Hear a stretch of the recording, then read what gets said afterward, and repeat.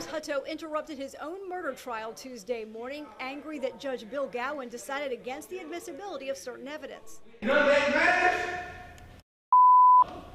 I don't give a about no death penalty. All y'all go straight to hell. All of them. And you too. You're going straight to hell, every one of them. And there will be no further outbursts. Otherwise, you won't be in this trial. You'll be watching on TV. I don't have a TV. I can fix that. He also told the judge he wanted to do all the cross-examination himself. That's strictly up to you and your attorneys. All right, let's proceed. I can be civil. Yes, sir. Hutto stayed reasonably quiet after that as a string of witnesses took the stand discussing what happened the day 81-year-old Ethel Winstead Simpson of Clinton disappeared. According to testimony, Hutto of Alabama befriended Simpson at the Baptist Healthplex on September 13, 2010, and told her he was sick to gain sympathy. Simpson later told her brother about Hutto. He wasn't as old as she was, and that he had prostate cancer, and he wasn't going to take treatment. He was going to try to buy some land in Madison County. Simpson met up with Hutto later that night. Surveillance video put them at a casino in Vicksburg. Police say he killed Simpson and drove her Mercedes to Alabama, where he stabbed a man. Simpson's body was found near Edwards on September 17th. She was killed by blows to the head and neck. The trial continues Wednesday. James Hutto's uncle, Jimmy Wilson of Alabama, testified Thursday that Hutto tried to sell a Mercedes to him in September 2010. How much did he want to sell it to you the first time he tried to sell it to you? I think $500. And you said he called again the next day? Yeah, next morning, I believe. What did he try to sell it for you then? I think $2. Wilson said he had never bought a vehicle from Hutto. Then Hutto himself cross-examined Wilson. You bought numerous cars from me.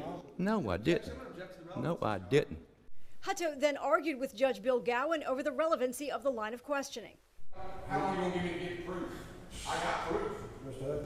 Hutto's great aunt, Lois Rutledge of Alabama, also took the stand, testifying that he approached her in the Mercedes. I said, "Where did you get a car like this?" And he told me this lady had went on a 2-week cruise and let him drive it. Rutledge explained that Hutto took her for a ride in it, but at one point he stood outside the vehicle. He opens the back door and he picks up a few Reese cups that was in the floorboard, got them out. And he said, "You want to see a dead body in the trunk of the car?" I said, H-E-L-L, no.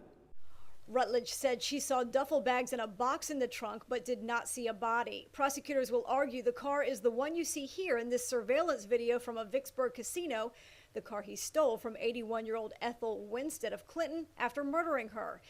Good evening, Roz. After several hours in court, the jury unanimously found Hutto guilty of capital murder in the death of 81-year-old Clinton resident Ethel Simpson. Simpson's first cousin didn't have much to say after that verdict came down. That's what we wanted. During court, Hutto yelled out one irrational and disrespectful comment after the other. One more time.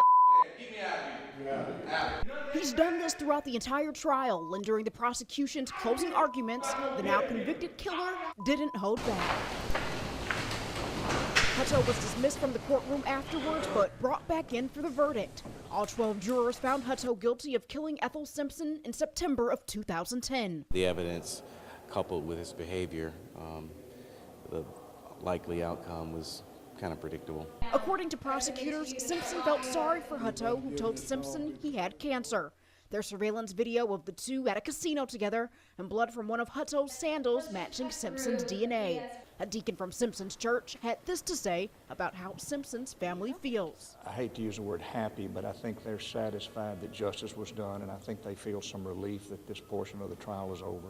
Hutto faces life in prison without parole or the death penalty. George Dennis, a friend of Simpson's son, says Hutto deserves death. You know, we reap what we sow, and I think he should reap what he sowed.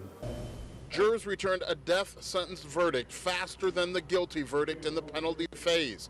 James Hutto immediately began cussing out everyone in the courtroom.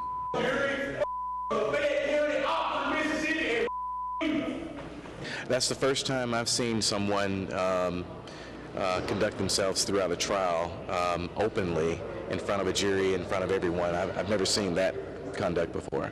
It's a different experience to be fighting the prosecution and my client, and the fight's not over. We're going to appeal the case. Prosecutors say Hutto's daily outbursts likely scared jurors and helped them build their case. Very, very pleased again with the outcome. We kind of knew that within 30 minutes that it was likely death. Ethel Simpson's family says it was a long, hard road to justice. The whole time they put their faith and trust in prosecutors. And that's what the state of Mississippi recommended, and we trust the process. And we accept the verdict, and we accept the outcome of the penalty phase also.